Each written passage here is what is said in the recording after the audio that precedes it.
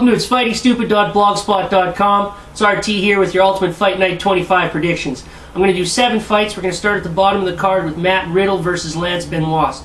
Matt Riddle's 1-1 in his last 2 with a loss to Sean Pearson but a victory over DeMarcus Johnson. He's coming off a pretty sizable layoff, but Lance Benoist is making his UFC debut. He's 5-0 with 5 victories by stoppage. I like Riddle here. I like the experience factor. He's big. He's got good wrestling credentials. I think he beats Benoist up from the ground pound position and wins by TKO in the second. Moving up the card, we got red hot prospect Evan Dunham. Evan Dunham's got lost a little bit of his luster, but I still think he's an excellent prospect with a big upside.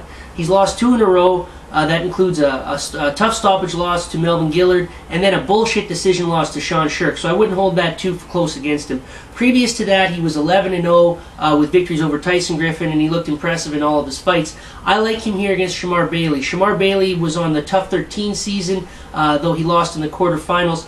He's a tough guy who trains with Chris Lytle, but I don't think he's going to have what it takes to beat Evan Dunham here. I look like Evan Dunham by submission, probably in the first. Moving up the card, we got Cody Mckenzie taking on Rocha. Cody Mckenzie's another tough 12 veteran with a real unique submission game. He's won 11 fights via guillotine. He does a very strange guillotine variation where he almost wraps the hand around and pushes down like so. It's been very successful for him. I don't know if he's necessarily going to be able to employ that against Rocha. Rocha's a Pablo Popovich black belt, and I think he's probably going to have the jiu-jitsu experience to stay out of the Mckenzie team. Moving up to the main card here, we have Alan the Talent Belcher taking on Jason Macdonald.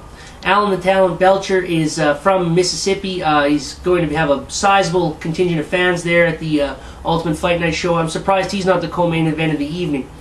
He is coming off a very long layoff, almost a year due to eye trouble. And Jason Macdonald, he's taking on a very capable fighter with a really good submission game. Fighting out of Lethbridge, Alberta, Canada. Jason Macdonald is a big guy in the scene here, and we're all rooting for him. But I think he's probably going to come up short, provided that Alan Belcher shows up in shape and with his eye all sorted out. Alan Belcher's got too much of a stand-up advantage, and he's got too much in the way of counter-wrestling for Jason Macdonald to implement his game. I like Belcher here, probably by TKO in the second. Moving up the card, we've got Tough 13 winner Jonathan Brookins taking on Eric Koch. Jonathan Brookins, has mostly got by on his toughness. He hasn't really shown me very much in the stand-up department. I've seen him get his ass kicked numerous times, including a loss to Jose Aldo. And Eric Koch, he's running into a Duke Rufus guy who has a very vicious stand-up game with lots of unique looks and strange kicks. I like Eric Koch to finish by KO early in the fight. Moving up to the co-main event of the evening, we've got Court Mcgee taking on Korean top team fighter Dong-Yi Yang. Court Mcgee is another tough veteran. He's tough, I believe, season 11 winner. He's a pit guy, trains with John Hackleman.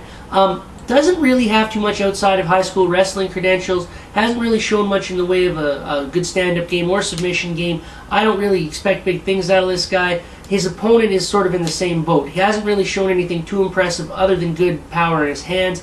I think that might be enough here for him to win. I don't expect a lot out of this fight. Moving up to the main event of the evening, this is a fight that should have a lot of impact going forward in the welterweight division. We have Jake Sheilds, who just fought for the welterweight title against George St. Pierre in Toronto, taking on Jake Ellenberger, who's riding a 4-fight win streak, including victories over Mike Pyle. And he's a very exciting fighter to watch. He gave Carlos Condit hell. He's given everybody he's fought a real good fight. And I'm looking for him to take the upset here. He's training out at the Rain Training Center as well as at King's MMA with Master Rafael Cordero. I think those guys are running one of the best camps in the country. I look for him to get really aggressive with Jake Sheilds. When Jake Sheilds fought George St. Pierre, I believe George St. Pierre gave him too much respect, and that allowed Jake Sheilds to get comfortable, implement his game, and last longer than he really should have. Anytime someone's fought Jake Sheilds without that kind of respect, whether it be Mayhem Miller, Dan Henderson in the first round, or even Martin Kampman, Jake Sheilds really seems to get flustered and his takedown game seems to go out the window. I think Jake Ellenberger has enough counter wrestling, he's got enough offensive wrestling, and he's got enough respect in his hands and his power that he's going to take this no problem. I like Jake Ellenberger by upset. Enjoy the fights. Any more information or updates, check out itsfightingstupid.blogspot.com.